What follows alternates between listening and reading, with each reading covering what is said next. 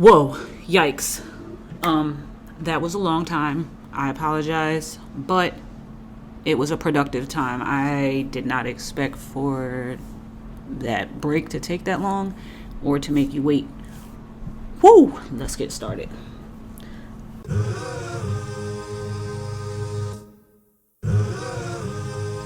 Man, welcome.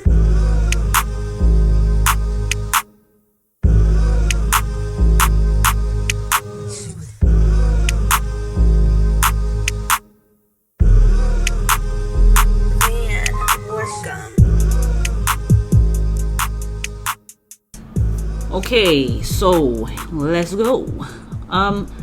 Welcome everyone back to the MediSyn podcast. MediSyn is a sincere dose of my reality that could potentially aid in the healing of another. And the purpose of the podcast is to provide a window into my growth and healing journey with the hope that I can positively impact someone who feels like they're alone, who questions their thoughts, or who questions their own path. I am ready to talk with y'all again, ready to give y'all an update, let y'all know some things that have been going on with me. So again, I want to apologize for the delay in getting y'all this episode. But the first week that I took a break was because I lost a dear friend to me. And I was having a little bit of time with that grief, and I wanted to sit with it. And y'all know I tell y'all to honor your feelings and honor the grief. Or honor, whatever you're going through, feel your feels. And that's what I took the time to do. In the process of that, I've also been working on some goals. I told y'all in a couple of the past episodes that there was something I was working on. The thing that I was working on was a new job. Y'all, told y'all I had very limited time with my last job. I loved what I do. I love what I did. I got some great experiences with the company I was working for, but it was time to make a move for the flexibility, for the ability to be there for my son, for the ability to be there for the people that I love, and for the ability to do things like this and really enjoy myself and live my life. Like I said, I lost a dear friend. A lot of people have been passing from back home, and one of the things that was important to me was to figure out how to live, not how to just be here, not how to exist and survive, but how to live. And so I was working for the last 2 months really diligently to find a new role. I also did a little something and went ahead and applied to grad school and got accepted into grad school, and trying to figure out and consider what my first day will be. So I appreciate y'all for hanging in there while I worked on my own stuff that was very crucial, critical, and important. And we're back at it again. All right. So I want to get into today's episode, which is talking about seeking help and finding a therapist. It was crazy because right around the time that I lost my friend, I already had this in mind as what was going to be my topic for the next episode. And I already had everything laid out. And losing him, rest in peace, Bruce. I'm going to just go ahead and say rest in peace, Bruce. Rest in love. But definitely just the peace that I hope that he is experiencing in his next part of the journey and in heaven, but everybody, even as kids, some of us really suffered, battled, y'all know I say battles. Some of us really battled with depression and anxiety. I don't think it'd be wrong to say that Bruce was one of those people. And we loved him, and we loved him hard and strong, and we cared about him. And I know that he and I went through a lot and felt a lot of the same things, even when we were younger. The big thing, though, is, I wanted to make sure that in this next episode I talked about getting help, because I know how much therapy has been helpful to me, and I know that everybody's journey is a little bit different, but I do think that there is a value in therapy. Y'all know I say that all the time. So I wanted to talk about how to find a therapist, also because I have a couple of friends who right now are looking for therapists, and they're like, I don't know where to start. And that's what originally put it on my head. And then I had to pause because of Bruce, and I kind of felt like this was still going to definitely be the next thing I talked about, because I felt like that was absolutely necessary. So let's talk about it.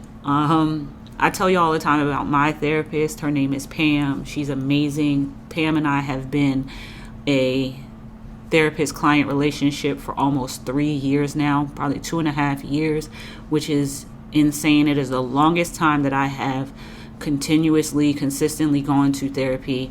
I might miss an appointment here and there, but Pam and I have been rocking out, and she is phenomenal, fantastic. And I tell y'all all the time that there are some things that I even bring to the podcast that she has, worked with me on. And that's all fine and cool. Pam is awesome, but it took me a long time to find Pam.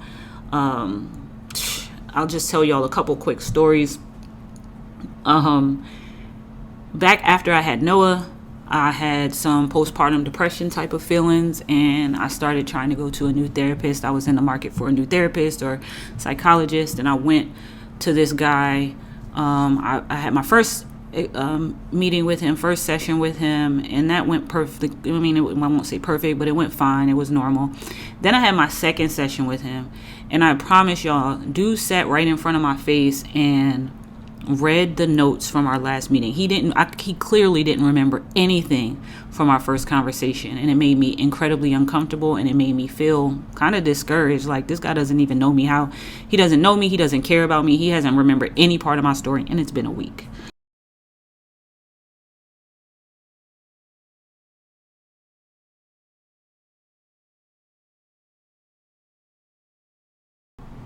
And by far, that was not the worst situation that I experienced. The worst experience I had by far, I went looking for a black woman therapist that was accepting and had LGBTQIA plus clients. And I found someone down the street from my job at the time in the Eastern Market area of Washington, D.C. So I'm not going to say this woman's name, but I tell y'all, just beware. And if you get any bad vibes, this was probably this woman. Okay, so crazy. First appointment, intake. She's asking me all the intake questions. If you're not familiar with therapy, they have to tell you, they have to read the confidentiality agreement, let you know that, if you say that you're going to harm somebody or you're going to harm yourself or anything about anything about abuse, sexual abuse to children, anything like that, they have to report it. They get into that. They just read to you. It's a very standard script, pretty much. She does all of that. Cool. We have an hour-long session. Throughout the session, this woman repeatedly looks at her phone. She's taking notes on a paper, but there's a desk between us that's shorter than us, so I can see the notes that she's taken. And she keeps taking these very long pauses after I say anything. And again, this is intake questionnaire, so she's asking me pretty basic questions. It's not like we get right into therapy, which also felt really just cold and it didn't feel good.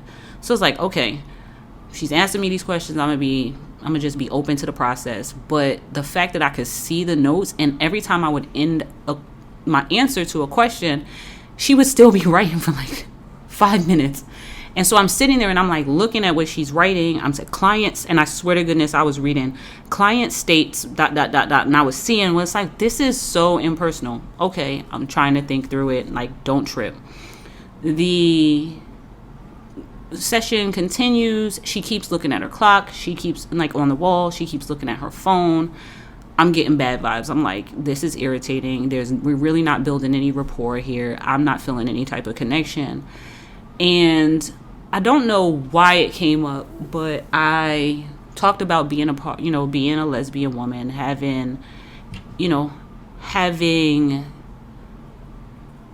children, and at the time having a wife, and all of that. And this, I swear to y'all, this was during the time that Jussie Smollett or Smollett or whatever his name is, had did that whole thing in Chicago where he lied and said that he was, beaten up and robbed or whatever because he was a gay black man. And as soon as I revealed that I was a lesbian, she was like, "Oh, I got a question for you." So what do you think about this Jussie stuff? Like, I mean, because he's part of your community. So what is your thoughts on it? And I'm like, okay, so you're completely derailing our session right now. This is not a part of the intake. This is not cute. It's not like, that's not what I'm here for. Mind you, I have been looking for a therapist for a very long time at this point. I had been searching and searching, and it was so hard to find somebody who had availability to work for my work schedule. This was perfect. I thought this was going to be perfect. She was right down the street from my job, all of that. But sis just disappointed me so bad. So I said, you know what? I just left the appointment. One of the things that I thought a lot about between that week and the following week, I had talked to a few people. And honestly, I'm going to tell you, a few weeks before that, I was in a really bad place. I was depressed. My anxiety was on 110%. I was stressed out. But for some reason, I had started to get better. I was coming through it. And for some reason, I said, you know what? I'm going to go back. I'm going to give this woman a chance again. I'm going to go back. I'm going to go back to her, and I'm going to be honest. I said, one of the things I'm really working on is I'm working on speaking my truth, standing up for myself, and telling somebody when something bothers me. Not being passive aggressive. I'm going to just tell her. So I go to the next session. I say, I just want you to know it was very uncomfortable to me that XYZ happened. You were looking at your phone, you were taking these notes. It just felt uncomfortable. She gave me this excuse about why she was looking at her phone. She had to make sure she was keeping the time. I'm like, there's 3 time clocks in here. And it didn't bother me that you look at the time clock, but there's one literally behind me. You can act like you're looking at me and look at the one behind me and know that the session is over. Like, sis, you're doing the most. So that irritated me. And then I said, okay, I'm going to give it one more try. With this, in that second session, I was like, I'm giving it this try. So we're still finishing, because we didn't finish with all her long note taking. We didn't finish the intake questions. So we went back to the intake questions, and she was asking me about my abuse history. And for anybody who's been abused, anybody who has experienced sexual abuse or physical abuse or anything like that, you know there's trauma that comes behind that, and it's not always easy to talk about. There was no empathy in the way she asked it. It was just like very straightforward. Okay, I'm feeling some type of way, but I'm going to still answer. So I answer her question, and sis gasps. And not only does she gasp, she starts to like question me. Like, I'm not going to get into the questions that she asked, but it was very offensive and it was hurtful as hell. Like, if I was in the place that I was 2-3 weeks prior to that session, it would have been horrible. I say all of that to say finding a therapist can be difficult. Finding the right therapist can be even more difficult. But once you find the right therapist, it is amazing. After meeting with this crazy lady, who I did write reviews on Google and all over the place, and I did call and tell the lead psychologist who owned that practice. I told her about my experience. I was so upset. I was so frustrated. I thought it was something I had never experienced before. I was like, this is ridiculous. So I did speak up on that. But after I did all of that, I continued to look for a therapist, and that was all a part of my path to Pam. Pam is the bomb. I went to my first session with Pam. She is a Black woman. She has great experience. She's always able to help me connect the dots, and I've gotten so much out of our relationship. But I do think it's important to kind of talk through, the fact that honestly, it's not always easy. There are some things you have to look for. There are some red flags. And I'm going to talk about some of those red flags. Really quick, I would like to say that if you do not have insurance, always talk to your find therapists, reach out to folks and ask them if they have any sliding scales, because there are therapists that give lower rates, very they give rates that might be in your budget.